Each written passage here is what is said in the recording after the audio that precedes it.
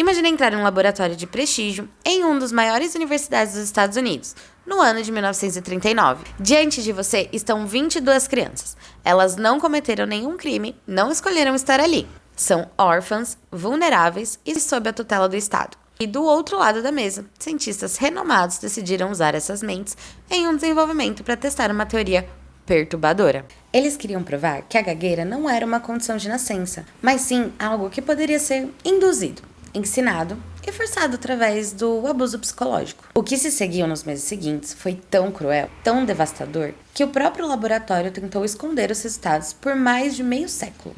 Quando o mundo finalmente descobriu o que havia acontecido entre aquelas 4 paredes, a pesquisa foi batizada com um nome que ecoa como um dos maiores crimes da ciência moderna: o experimento do monstro. Como cientistas brilhantes cruzaram a linha da humanidade em nome da pesquisa?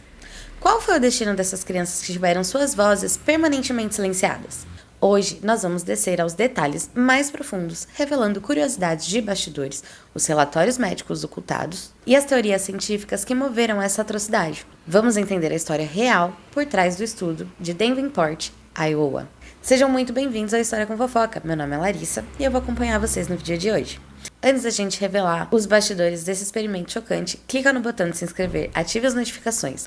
A sua inscrição ajuda a manter esse canal vivo. Deixa também o seu like se você acredita que a ciência nunca deve ignorar a ética. Então se prepare, que esse experimento é de arrepiar. Solta a vinheta.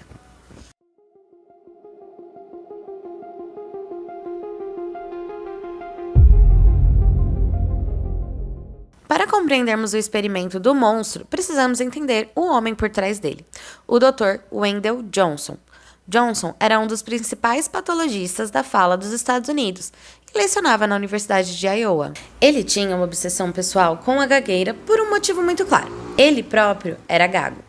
Desde a sua infância, ele sofria terrivelmente para pronunciar as palavras, o que moldou uma personalidade retraída e focada em uma única missão de vida: encontrar a cura e a explicação para o seu próprio sofrimento. Na década de 30, a crença médica predominante era a teoria da dominância cerebral, proposta por Travis, o mentor do Johnson. Essa teoria afirmava que a gagueira ocorria porque os 2 hemisférios do cérebro não enviavam sinais síncronos para o órgão da fala.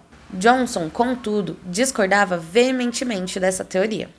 Ele desenvolveu uma abordagem radicalmente diferente, que ficou conhecida como a teoria diagnosogênica. Para ele, a gagueira não começava na boca ou no cérebro da criança, mas sim no ouvido do pai e da mãe. Ele defendia que todas as crianças, ao aprenderem a falar, hesitam, gaguejam de forma natural e repetem sílabas.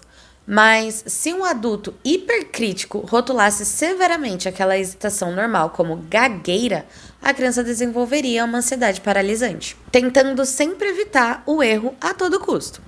E seria justamente essa tentativa ansiosa de não gaguejar que criaria o distúrbio crônico. Johnson queria provar que a gagueira era um diagnóstico criado pelo ambiente e pela rotulação, mas a ciência exige experimentação. Para provar que o rótulo negativo causava o trauma, ele precisava de cobaias humanas. Ele precisava pegar crianças que falavam perfeitamente bem e tentar induzir o distúrbio nelas por meio da pressão psicológica crônica. E ele precisava de um ambiente onde ninguém pudesse interferir, fazer perguntas ou retirar as crianças do estudo, como um orfanato isolado. Foi assim que ele escolheu o lar dos órfãos de soldados e marinheiros de Iowa, na cidade de Davenport. Como as crianças não tinham pais para protegê-las ou questionar os métodos, Dr. Johnson e a sua equipe tiveram acesso livre. No entanto, ciente de que a premissa de seu experimento era moralmente indefensável e poderia arruinar sua reputação, caso falhasse, Johnson tomou uma decisão calculada. Ele não conduziria as sessões diretamente. Ele escalou uma das suas estudantes de pós-graduação mais promissoras, a Mary Tudor, de apenas 22 anos, para realizar o trabalho de campo sob a supervisão direta. É fundamental destacar, para a precisão absoluta dos fatos, que nenhuma dessas crianças sabia o real objetivo do estudo. Foi dito a elas e à direção do orfanato que os cientistas da universidade estavam ali para oferecer terapia de fala gratuita e apoio pedagógico. As 22 crianças foram meticulosamente divididas. Havia subgrupos de crianças que já gaguejavam naturalmente e que recebiam estímulos positivos para testar se o elogio diminuía o problema.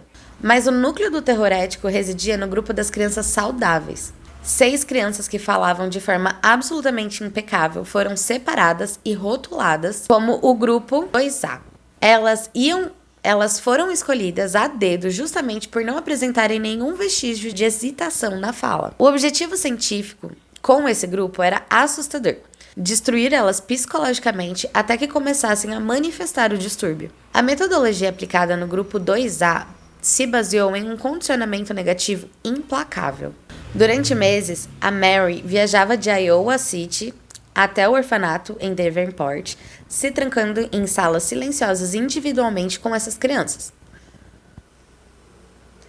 O diálogo com elas seguia um roteiro sistemático de depreciação e lavagem cerebral. Os diários de campo da Mary guardavam as exatas palavras recomendadas pelo Dr. Johnson. Ela devia olhar nos olhos de crianças inocentes e desamparadas e proferir o seguinte discurso, abre aspas. A equipe médica fez uma avaliação minuciosa e determinou que você tem grandes sinais de gagueira. Você deve parar de falar imediatamente, a menos que consiga falar direito. Você está gaguejando. Veja como você hesitou. Não fale se for para gaguejar. Você está vendo como seus colegas olham para você? E daí para pior. Agora, imagina o impacto avassalador dessas palavras na mente de uma criança que já carregava todo um trauma de abandono. Uma figura de autoridade vestindo um jaleco acadêmico, dizendo que a sua voz estava quebrada e que o silêncio seria a sua melhor opção. Os efeitos do condicionamento negativo foram quase imediatos e terrivelmente eficazes. Embora tenham tomado um rumo que expôs a falha metodológica do Dr. Johnson, as crianças não se tornaram gagas, no sentido clínico tradicional de um distúrbio de dominância cerebral ou neurológico. Em vez disso, o comportamento e a saúde mental delas foram completamente estraçalhados. O trauma se manifestou na forma de um isolamento severo, de uma fobia social, ansiedade e até mutismo seletivo. As particularidades e os nomes reais dessas vítimas hoje são conhecidos através dos registros do processo judicial. Então, uma das crianças era a Mary Korleski, de 12 anos. Antes do experimento, a Mary era descrita como uma menina brilhante, ativa, tagarela e cheia de amigos. Após as primeiras semanas recebendo os insultos e os rótulos da Mary, ela mudou drasticamente. Ela passou a se recusar a recitar as lições na escola, cobria o rosto quando os professores a chamavam e passava os dias segurando a própria boca. Quando questionada pelo motivo de não falar, de ter parado de falar, ela apenas chorava. Ela não conseguia expressar. A Mary escreveu em seu relatório que foi difícil conseguir fazer com que ela falasse e ela simplesmente dizia que não conseguia emitir uma palavra. Outro caso que foi documentado foi o de Hazel Potter, de 9 anos.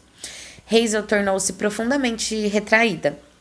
Quando os pesquisadores entravam na sala, ela começava a tremer e a morder os próprios lábios até sangrar. Ela desenvolveu uma autocrítica tão severa que se percebia qualquer pausa natural ao formular uma frase. Ela parava, pedia desculpas, se recolhia na cadeira e não queria continuar. Tinha também o pequeno Jimmy. Ele tinha apenas 5 anos. Como ele era muito jovem, ele não conseguia compreender o conceito do que era uma gagueira. Mas ele conseguiu absorver perfeitamente o medo da punição e da rejeição do reforço negativo. Ele começou a fugir e a se esquivar de qualquer tipo de interação social com as outras crianças. Toda a sua personalidade alegre desapareceu, dando lugar ao menino que ficou apático, assustado e gesticulava em vez de usar as palavras. O que os cientistas estavam testemunhando não era a criação de uma patologia física da fala, mas a destruição programada da autoestima das crianças. Elas começaram a associar o ato de falar com dor, com rejeição e com fracasso. E com isso, elas pararam de falar. Por trás do desenrolar do estudo, existem curiosidades e detalhes técnicos que mostram o nível do controle exercido pelos pesquisadores. Mary não se limitou a falar só com crianças. Para garantir que o ambiente massacrasse qualquer tentativa de comunicação, ela recrutou de forma sutil as funcionárias e professores do orfanato. A Mary instruiu eles a também corrigirem e repreenderem as crianças do grupo saudável, sempre que elas hesitassem em sala de aula ou no refeitório. O cerco psicológico era absoluto. Em nenhum lugar do orfanato, aquelas crianças estavam seguras. Outro detalhe perturbador é que a Mary utilizava um metrônomo e testes de leitura sob pressão de tempo para avaliar o nível de bloqueio verbal das crianças. Ela media em segundos o tempo que uma criança demorava para responder a uma pergunta simples, registrando o aumento da frequência cardíaca e o suor dos menores. Curiosamente, o Dr. Johnson raramente pisava no orfanato. Ele monitorava o sofrimento à distância através dos relatórios datilografados que a Mary entregava para ele semanalmente. Ele agia como o arquiteto de uma prisão psicológica, observando o colapso das suas cobaias através de gráficos e tabelas. À medida que o experimento avançava, ao longo do primeiro semestre de 39, a própria Mary começou a se sentir um pouco perturbada. E ela começou a olhar para os resultados que ela estava colhendo e não estava mais se sentindo confortável. Ela não era uma psicopata, era só uma jovem estudante fazendo, exercendo cegamente as ordens do seu professor, do seu mentor. Só que ver o declínio emocional daquelas crianças, os choros, o desespero delas, começou a pesar na consciência da Mary. Nas cartas enviadas para o Dr. Johnson, no verão de 39, a Mary expressava crescente alarme. Ela relatou que o impacto nas crianças era devastador e parecia irreversível. Ela escreveu que temia que as crianças nunca mais recuperassem a capacidade de falar normalmente. Tamanha era a fobia social que elas haviam desenvolvido. No final do experimento, lá em 39, a própria Mary tentou desesperadamente desfazer todo o dano que ela causou. Ela retornou voluntariamente ao orfanato várias vezes para realizar o que chamou de terapia corretiva. Ela se sentou novamente com as mesmas 6 crianças do grupo 2A e tentou mudar radicalmente o discurso. Ela dizia que era para elas esquecerem o que ela tinha dito, que aquela criança ela não é gaga, que a fala dela é linda, que ela é uma criança inteligente e que aquela criança poderia falar o quanto ela quisesse. Só que a mente humana não possui um botão de reset. O trauma já havia se consolidado na estrutura das identidades daquelas crianças. O rótulo negativo se cravou tão fundo no subconsciente daquelas crianças órfãs que dizer que elas estavam curadas e que podiam voltar a falar não apagou os meses de tortura, não apagou os meses do medo e da humilhação do reforço negativo que elas sofreram durante todo aquele tempo. Elas continuaram retraídas, desconfiadas e com sérias dificuldades de comunicação. Isso se arrastou para o resto da vida delas. Quando o Dr. Johnson analisou os dados finais do estudo, ele percebeu o terrível beco sem saída em que havia se metido. Embora ele acreditasse ter provado parte da sua tese sobre a influência do ambiente, os métodos utilizados eram moralmente e legalmente indefensáveis. A gente está falando aqui do final de 39. Era um período em que o mundo começava a vislumbrar os horrores dos experimentos médicos totalitários da Europa. O Dr. Johnson sabia que se a comunidade científica internacional descobrisse que ele havia induzido intencionalmente traumas psicológicos em crianças órfãs americanas, tudo por um ganho acadêmico, a carreira dele estaria sumariamente destruída. A decisão da liderança da Universidade de Iowa foi rápida e cirúrgica. A tese de mestrado da Mary foi classificada e arquivada em segredo. Os resultados nunca foram publicados em nenhuma revista científica. E o estudo de Davenport tornou-se um mito que ficou sendo sussurrado em tom de confidência nos corredores das universidades. O Dr. Johnson continuou com a carreira normalmente. Ele se tornou um dos fonoaudiólogos mais famosos do planeta. Ele escreveu livros aclamados e foi até ovacionado por suas teorias humanistas sobre a gagueira. Ironicamente, teorias construídas sobre o silêncio forçado daquelas crianças, né? Ele acabou falecendo em 65, só que ele faleceu consagrado como um herói da ciência e da reabilitação humana. O segredo durou exatamente 62 anos. Lá em 2001, um repórter investigativo do San Jose Mercury News, chamado Jim Dyer, que investigava antigos arquivos universitários teve acesso aos documentos originais do experimento em 39. O impacto da publicação foi uma bomba na comunidade científica e na opinião pública. Pela primeira vez, o público descobriu que o terrível experimento do monstro não era uma lenda urbana acadêmica e que alguma daquelas vítimas ainda estavam vivas e carregando cicatrizes psicológicas, né? Em 2003, 3 das vítimas sobreviventes e os herdeiros de outras 3 decidiram processar os estados de Iowa e a Universidade de Iowa por negligência, abuso e danos emocionais intencionais. Durante o julgamento, os depoimentos foram dilacerantes e chocaram o tribunal. Mary Corslake, já uma senhora idosa e com a voz trêmula, declarou perante o juiz que o experimento havia roubado a sua identidade e a sua chance de ter uma vida normal.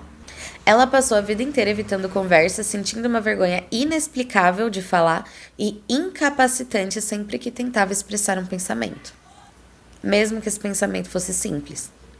A defesa da universidade tentou argumentar que, na época de 39, os padrões éticos eram diferentes e que o Dr. Johnson não tinha intenção de ferir. No entanto, especialistas em ética médica demonstram que, mesmo para os critérios da década, usar crianças como cobaias, sem consentimento e causar danos deliberados à saúde mental delas, violava os princípios fundamentais da medicina e da pesquisa. No ano de 2007, a longa batalha judicial chegou ao fim. O estado de Iowa concordou em pagar uma indenização total de $925 mil a 6 vítimas sobreviventes e as suas famílias. A Universidade de Iowa emitiu um pedido de desculpas oficial, classificando o estudo como lamentável e assegurando que tais métodos jamais seriam tolerados de novo na instituição.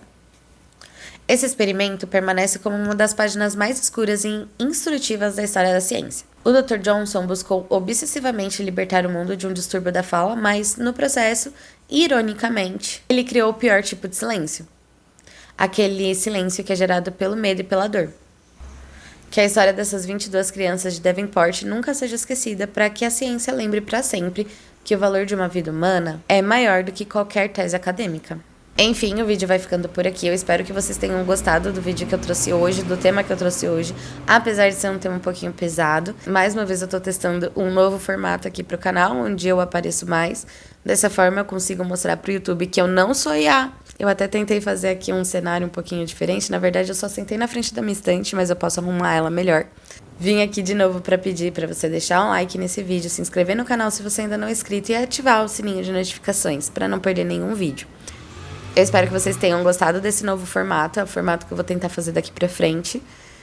Espero que vocês tenham gostado do tema e do vídeo. Eu espero vocês no próximo e até mais. Tchau, tchau.